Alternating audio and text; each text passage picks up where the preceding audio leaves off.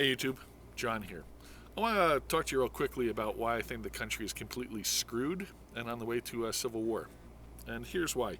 First off, what makes me or us, being me and Andrea, unique is that we basically sold our business and stepped out of society about 4.5 years ago. And what I mean by that is we bought ourselves an RV, and we've been traveling around the country, and we've hit probably uh, 3/4 of the states by now, and I don't know, we've driven 50,000 miles or something, 50 plus, in the last few years. We've met a lot of people. We've stayed at a lot of Walmarts. We've been to a lot of campgrounds. We've put our toes in a lot of water and had a good time. But at the same time, the fact of the matter is we've seen a lot of hate. A lot of hate. We've seen a lot of people calling each other the N word and worse. We've seen a lot of fighting, bigotry, hate between everybody. It's not just whites against others, it's Hispanics against blacks, it's blacks against Hispanics, everybody against Muslims, Muslims against everybody. A lot of hate, a lot of polarization, a lot of visceral out there. And the problem, see, the way I see it is, if you put yourself, now let's say as a country, that this is like a relationship.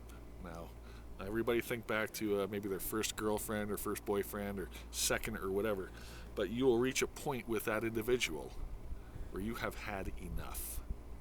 Nothing's changed except for the day and the date, but the fact of the matter is you'll reach a point in time where you can no longer stomach that person. You hate them so much.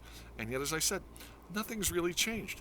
You could theoretically go back and say, today's the first day of the rest of our relationship, and so life is great and grand. Let me pour you a chai tea, and everything will be good, and we will get along. Well, we all know that doesn't happen. The relationship winds up going south. You have a bad breakup. Things get thrown around, and somebody winds up getting screwed out of the knives and forks. That was me. Anyway, so that being the case, what I'm trying to say is that this hatred, this tension, this visceral that we're feeling as a country, or is it vitriol? Anyway, it doesn't matter. The fact of the matter is, it's not going to go away. It's not going to subside anytime soon. There's resentment and animosity between both parties.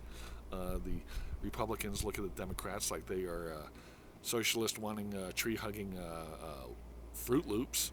And basically, the Democrats look at the Republicans the same way, with the idea that they've got an orange-faced leader who can't remember one thing from the next, whether his dad's born in Germany or not. This is all bad. As I said, this is going to be leading us towards some sort of problem. I hope it's not a civil war, because I don't know where the lines would be drawn or what the elements are or the issues are that would divide the country, because it's no longer going to be industry in the north and cotton in the south. It will be food in the west and water or something in the east, this kind of crap.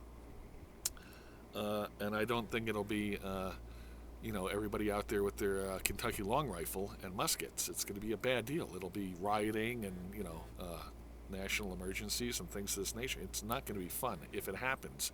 And yet I don't know why it won't happen, because, as I say, we keep building up more and more hatred, and it's not going to diffuse. That's my opinion. Anyway, if you have any comments or questions, leave them down below. Otherwise, do me a favor and subscribe, and we'll see you on the front lines.